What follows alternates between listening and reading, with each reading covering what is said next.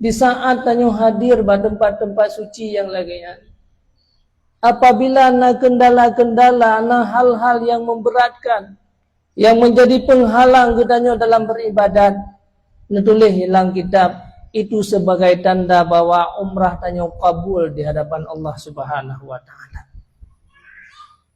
Sabar lagi ketanyo mukhanduri isi kampung. Menyana yang susah-susah ketanyo di saat mukhanduri, na pingan-pingan yang bekah, na muruah kuah-kuah, itu tandanya bahwa sedekah kita telah dikabul oleh Allah Subhanahu wa taala. Bersyukurlah kepada Allah Subhanahu wa taala.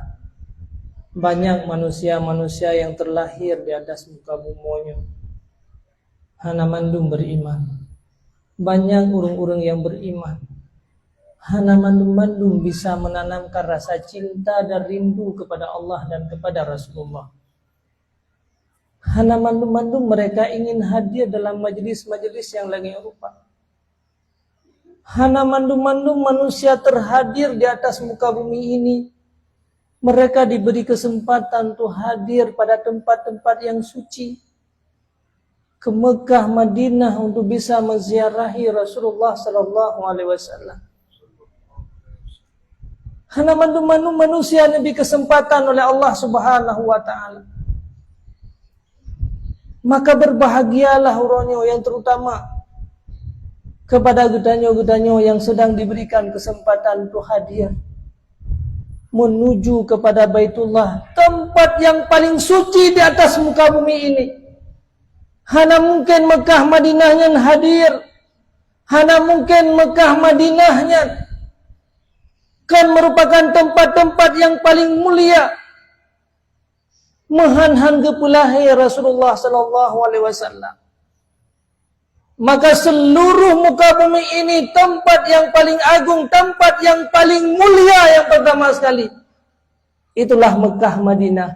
Karena tempatnya ke tempat yang mulia oleh Allah Subhanahu wa taala.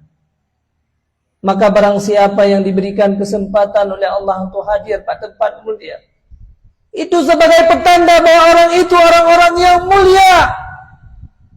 Itu sebagai petanda bahwa orang itu merupakan orang-orang yang dirindukan oleh Rasulullah sallallahu alaihi wasallam.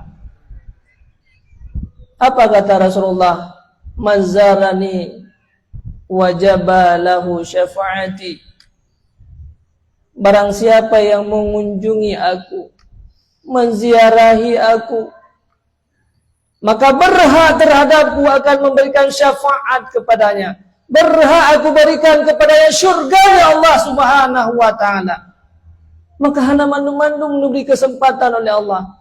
Maka bersyukurlah yang pertama sekali. Abi ingin menasihati para jamaah umrah.